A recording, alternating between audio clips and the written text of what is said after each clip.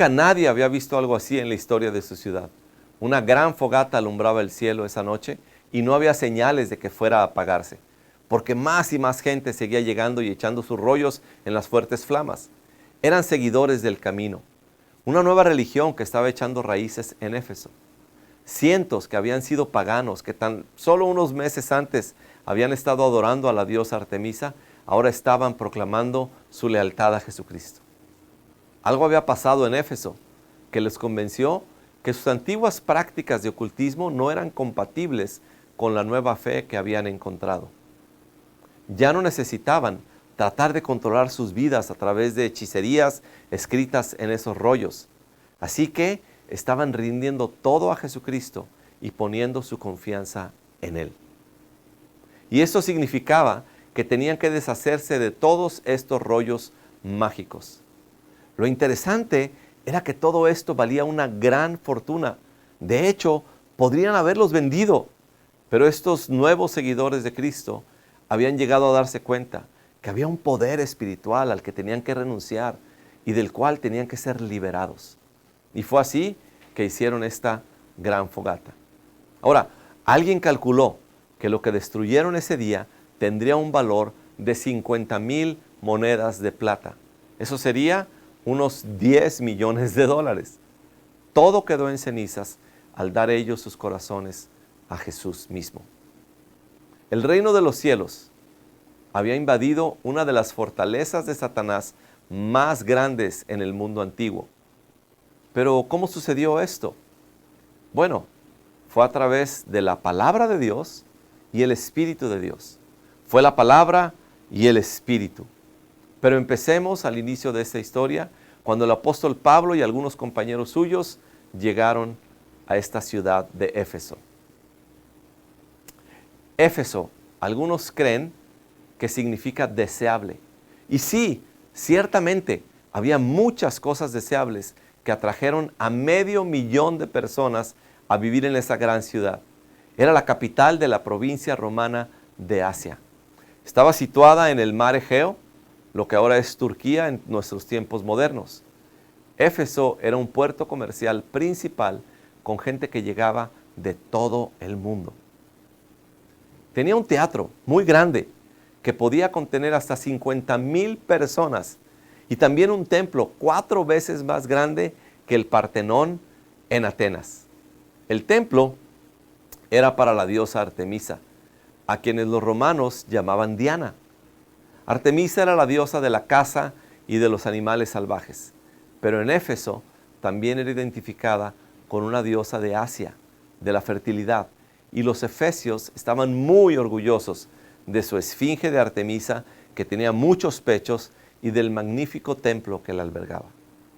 De hecho, este templo era una de las 7 maravillas del mundo antiguo, y por supuesto el culto de Artemisa, con sus prostitutas en el templo y los vendedores de templecillos de plata y de rollos mágicos, significaba que Éfeso era famosa por la promiscuidad sexual y la actividad de ocultismo que generaban una economía muy próspera. Así es que cuando un judío de baja estatura llamado Pablo llegó un día a Éfeso, no recibiría mucha atención entre los muchos visitantes a esta ciudad deseada. De hecho, Pablo ya había estado ahí unos meses antes. Él iba de regreso a su iglesia hogar en la ciudad de Antioquía después de su segundo viaje misionero. Y se detuvo en Éfeso con un matrimonio llamados Priscila y Aquila. Había conocido a estos creyentes en Corinto y muy pronto se convirtieron en sus colaboradores. Así es que cuando Pablo fue a Éfeso, Priscila y Aquila fueron con él.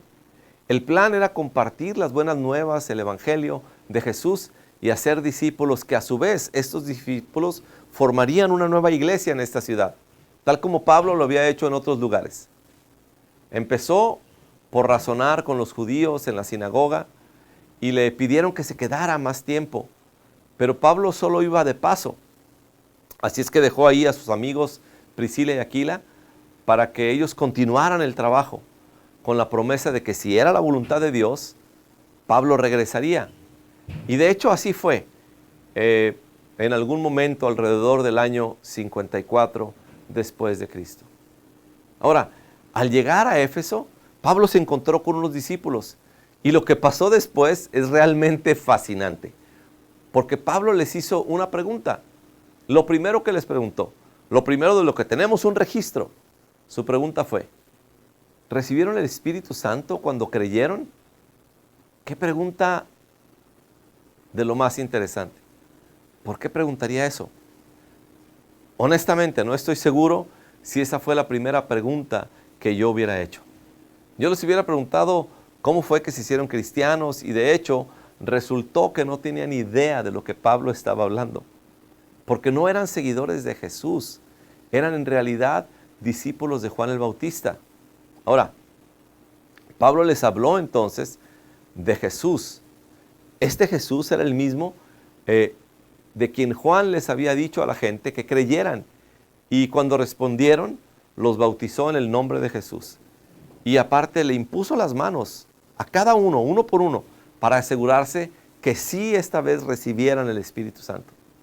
Y así fue, porque todos, cada uno de ellos, empezaron a hablar en lenguas, en este lenguaje del Espíritu, y empezaron a profetizar. Eran unos 12 discípulos en total. Pero las preguntas, las acciones de Pablo realmente nos revelan mucho, ya que con ello indicaba, primeramente, que es posible ser creyente, mas no estar lleno del Espíritu Santo. De otra forma no tendría sentido la pregunta. Y segundo, muestra que para el apóstol Pablo, el ser lleno del Espíritu Santo era absolutamente fundamental para la vida cristiana y para la vida y el testimonio de la iglesia. Y nuevamente yo preguntaría, como lo he hecho antes, ¿has recibido el Espíritu Santo desde que creíste? Tal vez no estés seguro. Bueno, pues te animo a hablar con alguien que sepa de estas cosas. Y si ya fuiste lleno, entonces escucha estas palabras del apóstol Pablo en una carta que él les escribió a la iglesia de Éfeso algunos años después. En su carta, Pablo enfatizó la importancia de esto mismo una vez más. En el capítulo 5 les escribió: sean llenos del Espíritu Santo, lo cual literalmente se traduce como vayan y sigan siendo llenos del Espíritu. De tal manera que las cosas habían iniciado en Éfeso, es como Pablo esperaba que continuaran. ¿Pero por qué? Bien, tal vez una pista esté en el siguiente capítulo de su carta, en el capítulo 6, donde les escribió a los efesios acerca de la realidad de la lucha espiritual. Entendamos esto. En el momento en que ponemos, cada uno de nosotros, nuestra fe en Jesús, nos damos cuenta que tenemos un enemigo espiritual a quien debemos resistir y ante quien debemos pararnos firmes en el poder de nuestro Señor Jesucristo. Los creyentes de Éfeso se dieron cuenta de eso cuando quemaron sus rollos. Hubo repercusiones, como veremos en un minuto. Pero Pablo menciona dos armas en su carta a los Efesios. Él dice que se nos ha dado la espada del Espíritu, que es la palabra de Dios. Y les dice también que oren en el Espíritu. Así es que la idea es la palabra y el Espíritu. Debemos ser continuamente llenos del Espíritu Santo. No solo para poder estar firmes contra los planes del enemigo, sino también para ser empoderados, para avanzar en el territorio enemigo.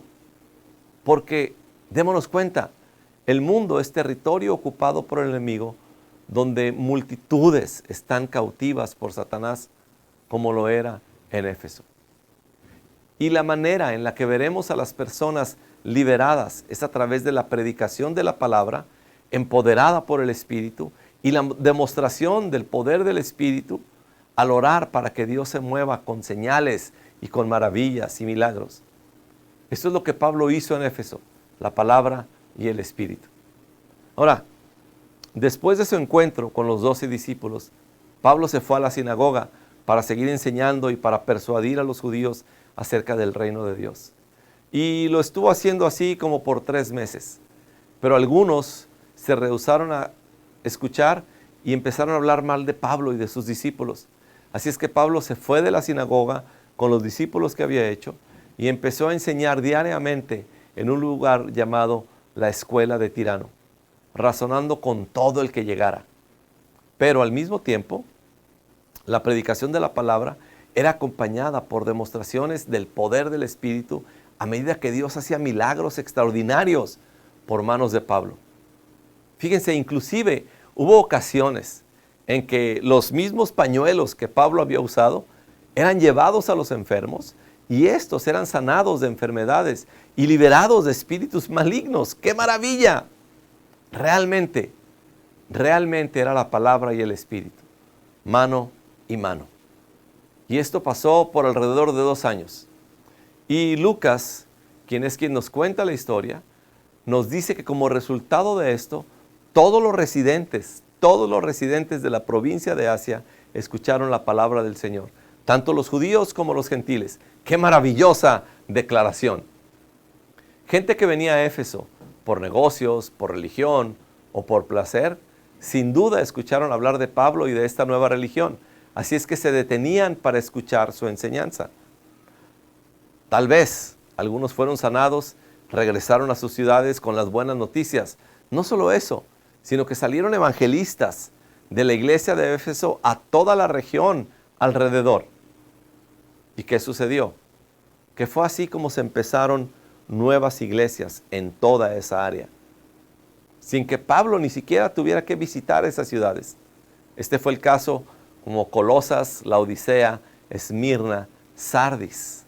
De hecho, probablemente todas las iglesias, 7 de ellas que se mencionan en el libro de Apocalipsis, probablemente nacieron así.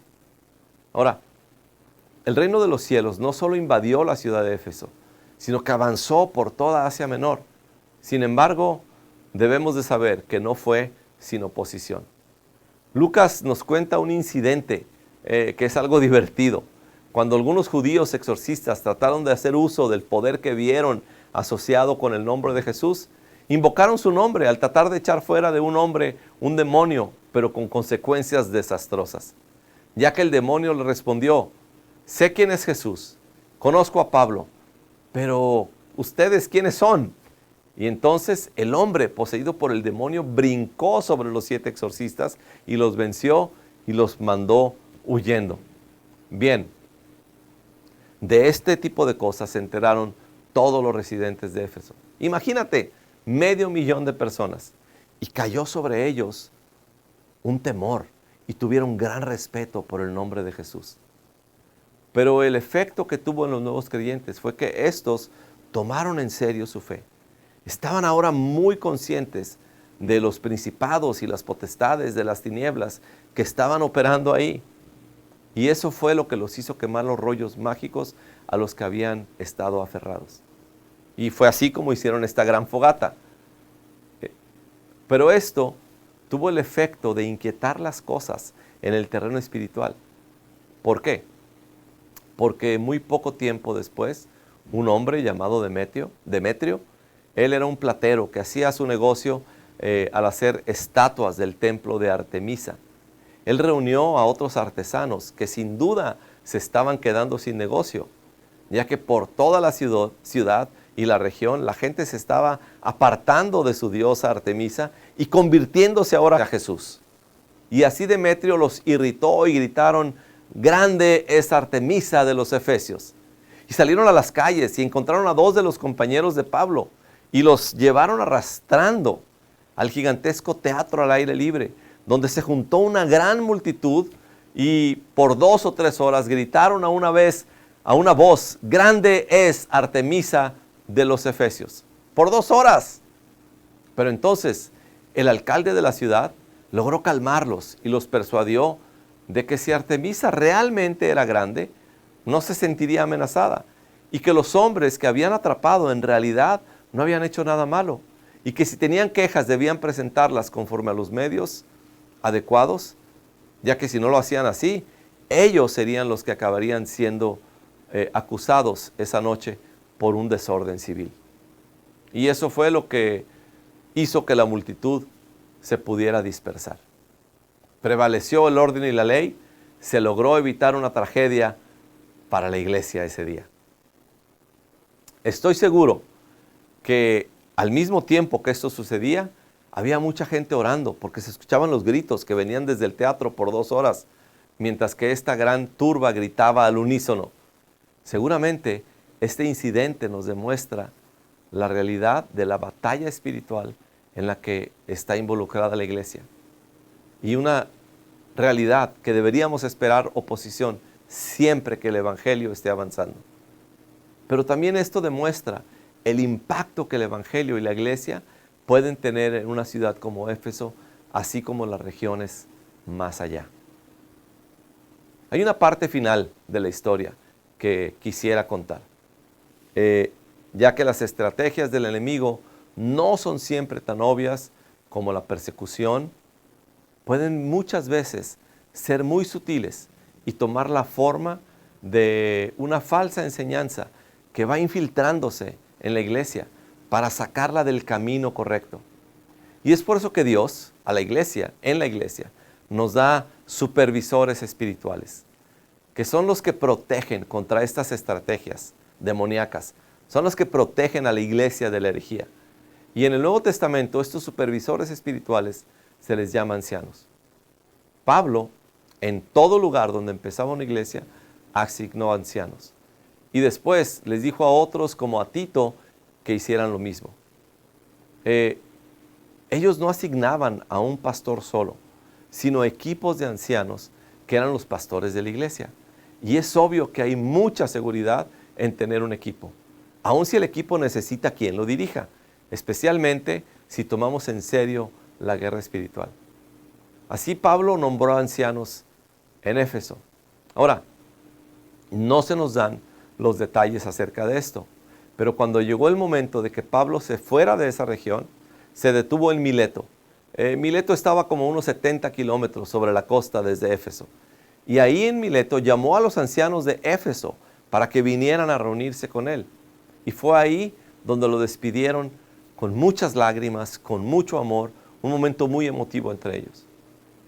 Pero primero Pablo quería recordarle a los ancianos como él había trabajado entre ellos día y noche por 3 años al enseñarles acerca de Jesús y de su reino. Cómo no se rindió a pesar de la oposición. Y ahora que ya se iba, les estaba encargando que hicieran como él había hecho, cuidar a la iglesia que era tan valiosa para Dios, tan valiosa que la compró con la misma sangre de su Hijo. Los llamó a cuidar sus propias vidas, así como al rebaño en el que el Espíritu Santo los había puesto como supervisores. Les dijo, porque vendrán lobos feroces entre ustedes, que no tendrán piedad del rebaño. Estaba hablando de los falsos maestros que se levantarían, aún de entre ellos, que torcerían la sana doctrina y desviarían a los seguidores de Cristo. De ello les hablaba. Y les decía, ustedes son los pastores del rebaño. No estaba diciendo que ellos tendrían que hacerlo todo el trabajo en la iglesia, porque sabemos que había hombres y mujeres dotados, colaboradores de Pablo, que también tenían roles de liderazgo y que enseñaban a otros. Gente como Priscila y Aquila, a quienes se les refiere en este orden, Priscila y Aquila, de una manera intrigante cuando se habla de la enseñanza. Y la próxima vez vamos a ver cómo la iglesia es un cuerpo dotado con gente en la que todos tienen una parte que jugar. Vamos a ver esto en la historia de Corinto.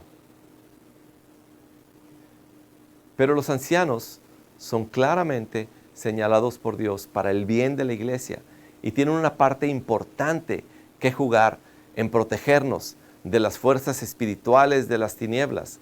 Son una especie de padres de familia dentro de la iglesia, a quienes se les ha dado autoridad espiritual para cuidar, para alimentar y para proteger al rebaño. No para enseñorearse sobre la gente, sino para servir, como Pablo lo hizo, como Jesús lo hizo, dispuestos a entregar sus vidas por las ovejas.